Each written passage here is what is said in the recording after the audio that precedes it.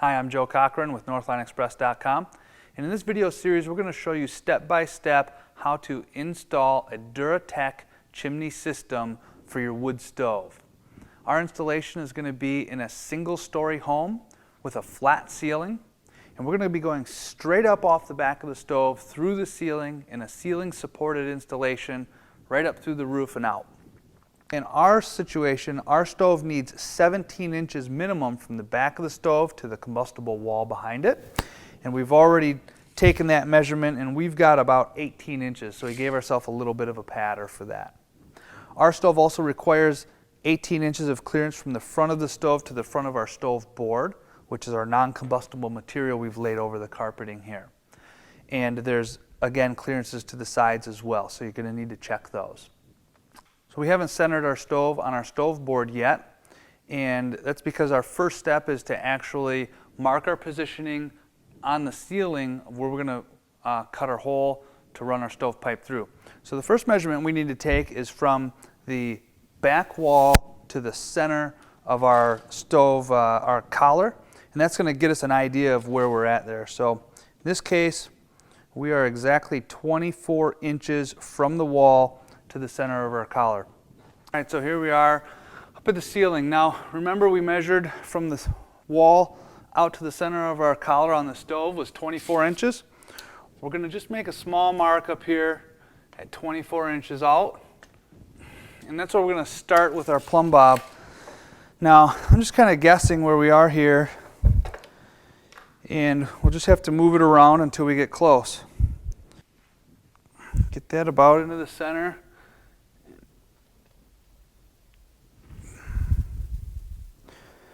A little bit further from where I had it. You know, that could be because our wall might slant out a little bit and bring us away. That's why you really got to double check that. Now, we also want to see if we're in between two of the joists. So we're going to use a stud finder here just to check that. So we're going to go ahead and put the first hole, the test hole in the ceiling so that we can go back up in the attic and check if we're in between the two joists, make sure that our stud finder was on. Now, little tip for you, the easiest way to do this is to take an old coat hanger, trim off the ends,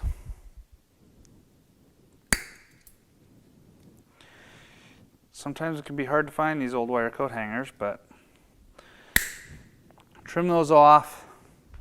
And what we'll do is we'll actually put this in our drill and use it as our drill bit.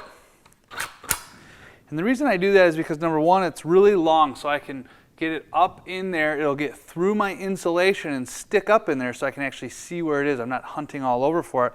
Also, it leaves a nice small hole in the drywall. If I'm wrong and I've got to shift it over and it isn't covered by where my hole is going to actually end up being, I don't have a big hole to patch. So let's go ahead and get that in there. Now, usually that'll just hold up there like that. And so now we're going to go up in the attic. We're going to see where that's at. We'll make sure it's in between or centered in between two joists. If not, we'll go ahead and adjust from there. All right, so we're up here in the comfy attic. It's about 95 degrees or so. So we're going to try to make this as quick as possible. But you can maybe see our coat hanger sticking up there. So that worked out well. We're not quite perfectly centered in between the joists. So we're going to go ahead and kind of peel away this insulation real quick and get down to the opening. So let's go ahead and start peeling some of this back.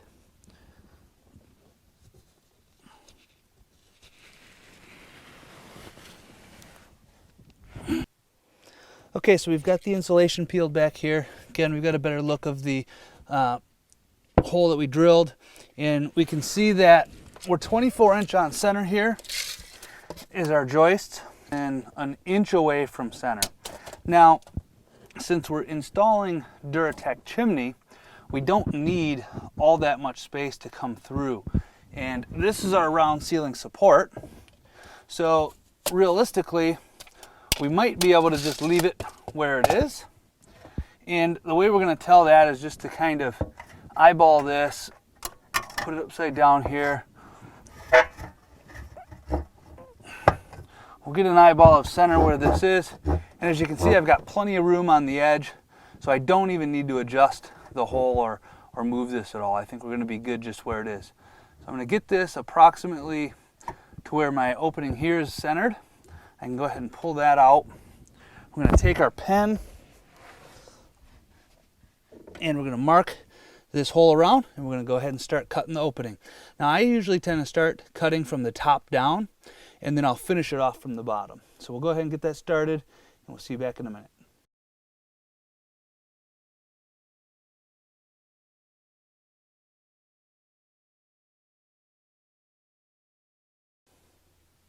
All right, so we've got the hole pretty much cut out. I left about 2 inches to finish when we get downstairs so that the core doesn't fall out and hit the stove. The last thing I'm going to do though, before we go down there, is measure the space, because we are going to have to frame this in. So we want to get that measurement. And we are 22.5 inches.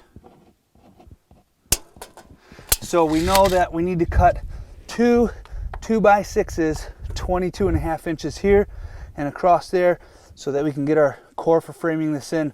The other dimensions, as far as the 2x4s will run across that direction, we can get from our support box downstairs. So we'll go ahead and get that for you, and we'll see you downstairs. Okay, so you can see down here we went ahead and had covered our stove with a piece of cardboard, and that kept all this debris out of there. We're going to kind of move this over. Hopefully we can keep it on there, and we're going to finish this cut.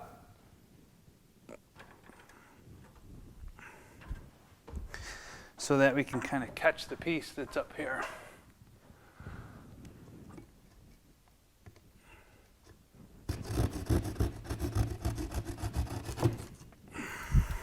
There we go.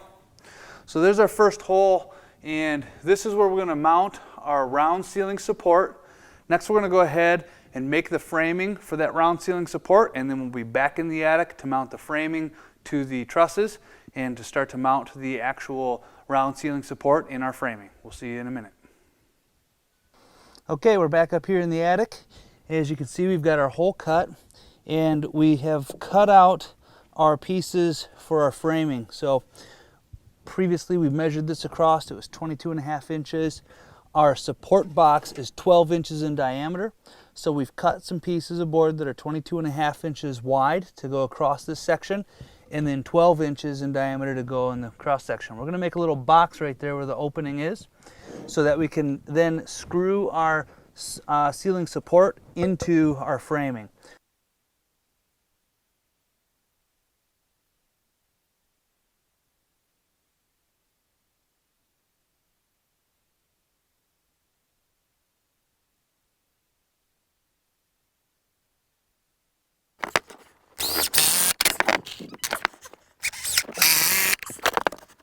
All right, we've got the frame installed here. As you can see, we've boxed that in.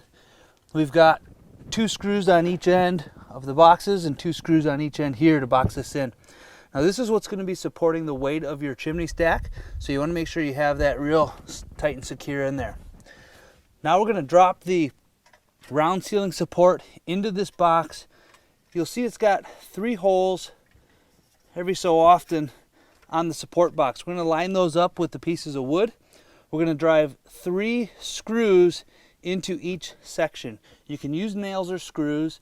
They recommend, I think it's 1.5 inch long screw or nail, and I prefer screws just because they're easy to put in up here and you're not hammering and banging things up. It is important to get this level when you set it in. So we've got a level up here, larger one, little smaller one with magnet on there in case we need it. And we're going to kind of get it set. We're going to secure one side in, then we're going to make it real nice and level before we secure the other sides in. Okay, so we've got the ceiling support installed, all the screws in, locked down. Before we go back down and put the trim ring on, we're going to take our plumb bob one more time, and we're going to center it in the center of that ceiling support, make a spot on our roof, so we'll know where to go ahead and drill through and take our center spot on our roof, and we'll go ahead and drive a drill up through there at one point, and then that'll help us mark our hole so we can cut the hole in the roof. So right now we're just going to mark it. Take our pen, our plumb bob, I'm gonna really get back in here so I can actually see down here and make sure we're centered. And that's it. So once we go back down, we're gonna put that trim ring on. Then we're gonna come back up, drive that hole. We'll start to cut the hole out for the roof. Okay, so we're down here in our room now, and you can see our round ceiling support is installed. It's real secure. The top section is about flush with the drywall, which gives us a full 3 inches of penetration so that we can meet our code for clearances to combustibles. And now we're going to go ahead and install our round trim ring. And this just is going to mount up here, give us a nice clean finish. If you were in here seeing it, you'd see all the jagged edge where we cut the drywall. This trim ring comes with 4 black screws, and it's pre-drilled for the holes. So now the trick is getting it up there by yourself. So.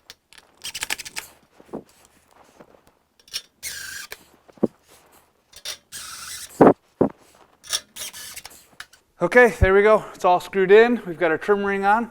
Now we can go ahead, get back up in the attic, put our drill mark in, and then we're going to get on the roof to actually cut our hole and cut the opening for the Class A pipe to run through. Okay, we're back in the attic. We're going to go ahead and drill our hole up through the roof, and then we're going to be up on the roof to cut the hole out. So here we're just drilling our center mark, which we already made last time.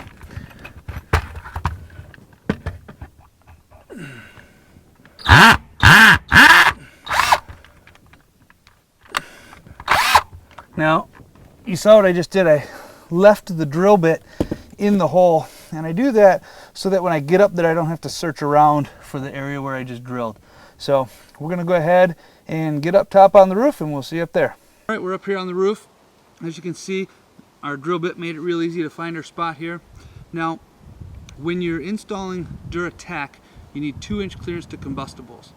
The inner diameter of DuraTech for our installation is 6-inch diameter, which means the outside diameter is actually 8 inches. Now, you need 2-inch clearances to combustibles through that DuraTech pipe. So we've got an 8-inch diameter pipe. We need 2 inches all the way around it. So top to bottom, this hole is going to have to be at least 12 inches diameter, and that pipe's coming up through the center. Now, what you have to keep in mind is because your roof isn't flat and you've got a pitch to it, where that pipe comes through the roof, if we were to just measure it 6 inches up and 6 inches down from our drill bit, we'd actually end up a little too close on the top and a larger gap than we really need on the bottom. Again, if we say from the center point, we need to be at least 6 inches up from that and another 6 inches past to give us that full 12-inch space. We're going to go ahead and shift it about an inch up here. So I'm going to go to the 12-inch mark here and about here. And again, this isn't critical that it's real exacting as long as your flashing is large enough. Now on the width portion, we can just go straight 6 inches and 12-inch opening all the way around. So now we're going to just kind of give ourselves a little outline here to follow. And it should look like we've got a larger space up top than we do down bottom, and that's just fine. So we've got this drill with us, and it has a special bit on it that's going to allow us to cut an actual hole in the roof so that we can fit the blade of our Sawzall through to cut this opening out. Now, don't worry if you get it cut out and you put the pipe in to measure it and you see that, well, it's a little too close and you got to trim a little more. That's fine. You'd always prefer to have to trim a little extra than have a hole that's too big. So we'll go ahead and get this going. Okay. Now at this point, be real careful because you're going to have to stand up on it.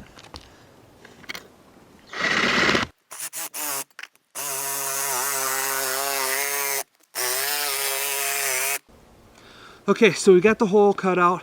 We're going to go ahead and put our piece of DuraTech in, just see how our clearances are. We've got a tape measure up here still.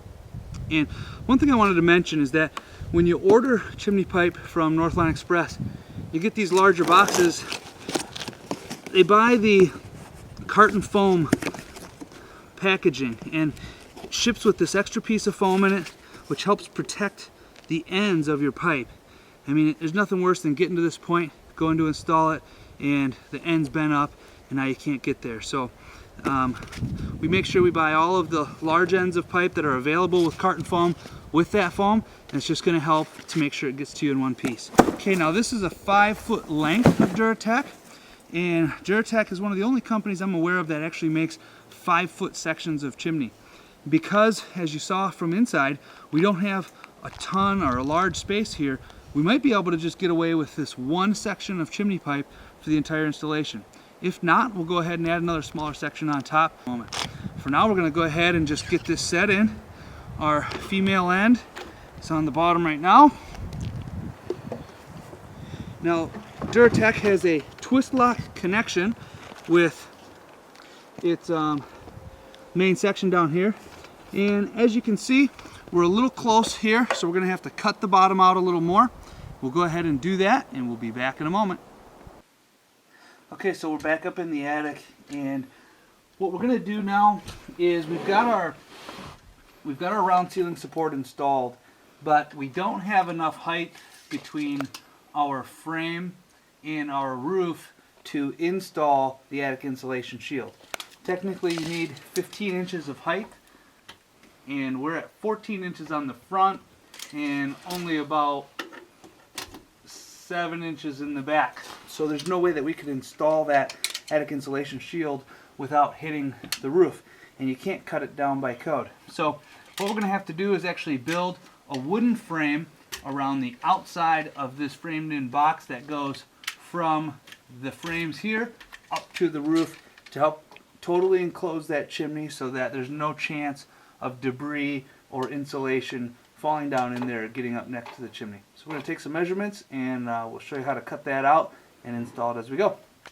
Okay, we're back up here. We've got our panels cut for our enclosure here. I'm going to go ahead and start setting it up and getting things put together. So first thing we're going to do is we cut this back panel, and we just used 1/4 inch particle board here. It doesn't have to be anything fancy. Remember, it doesn't have to even be a non-combustible material. You can use wood like this, because we're going to keep it outside of that 2-inch clearance to the combustible materials that the DuraPlus and most Class A pipe requires. So go ahead and set this back in here. You can see it takes us right up to the roof line. Cut out a few of these 2x2s. We're going to use these to actually screw everything together.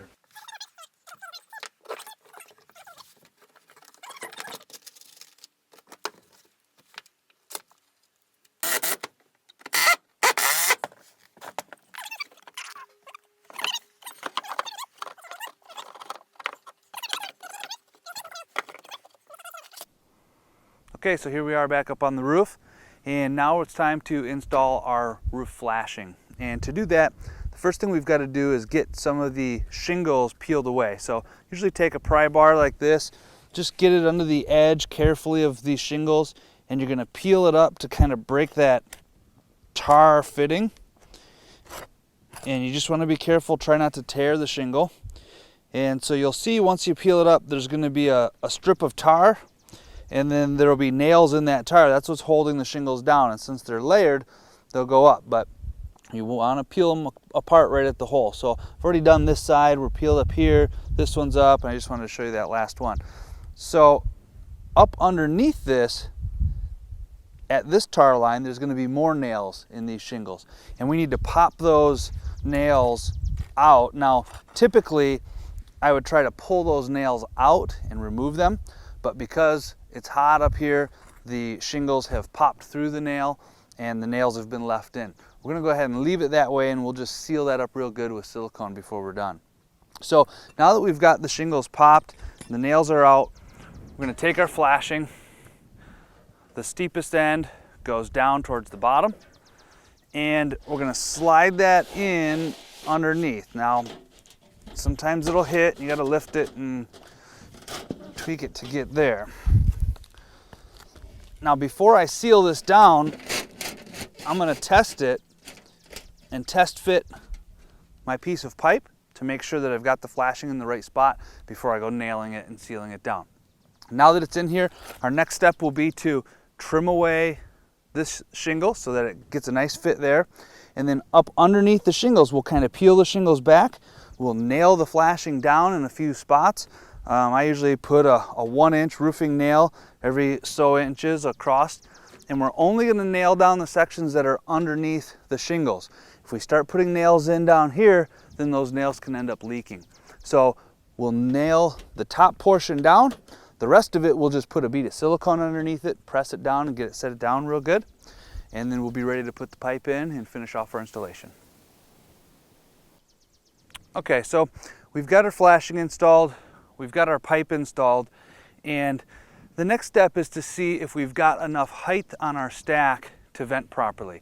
Now the rule of thumb is that your chimney stack needs to be 2 foot higher than any peak within 10 feet of the chimney itself. So what we'll do is we'll take our tape measure, we're gonna go up the chimney, and we're just gonna eyeball it, because if we're not there, we're gonna make sure that we get there with adding a couple extra feet of pipe. So here's the 10-foot mark. That's 10 foot up from where we started. And what I can see just by eyeballing it right now is that the top of our chimney isn't even level with this mark. We're probably 6 inches, maybe 8 inches below our mark. So we're definitely gonna have to add a couple feet onto our chimney. I would say a 3 or 4 foot section will get us to where we need to be. Okay, so when you're ready to install your storm collar, what you're going to want to do is start by putting a bead of silicone around the area where the storm collar is going to hit your flashing. We're going to use the RTV high temp silicone, 500 degree high temp silicone, to put around it. And so all you really need to do is start your bead and get it just a little bit higher than your mark on your flashing. And what that'll do is it'll allow you to, as the storm collar gets pulled down over it, it'll pull down and make the seal. And then once you're finished, we'll actually seal the top as well. So you're gonna go all the way around your pipe. Your storm collar simply fit over the pipe. We'll tighten up. The tabs need to go in. You've got a little mark here where the tab can go in, and then come out the other side.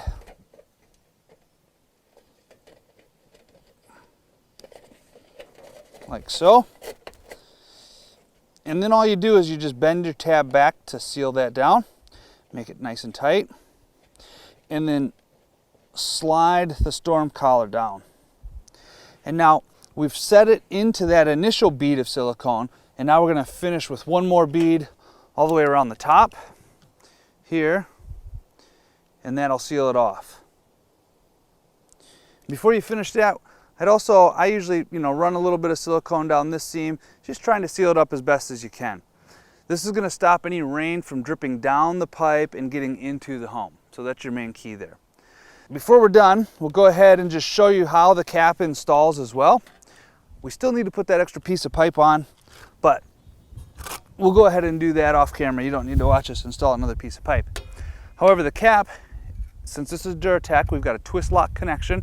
Real simple, the cap just sits right on top. Push it down, and then simply turn it.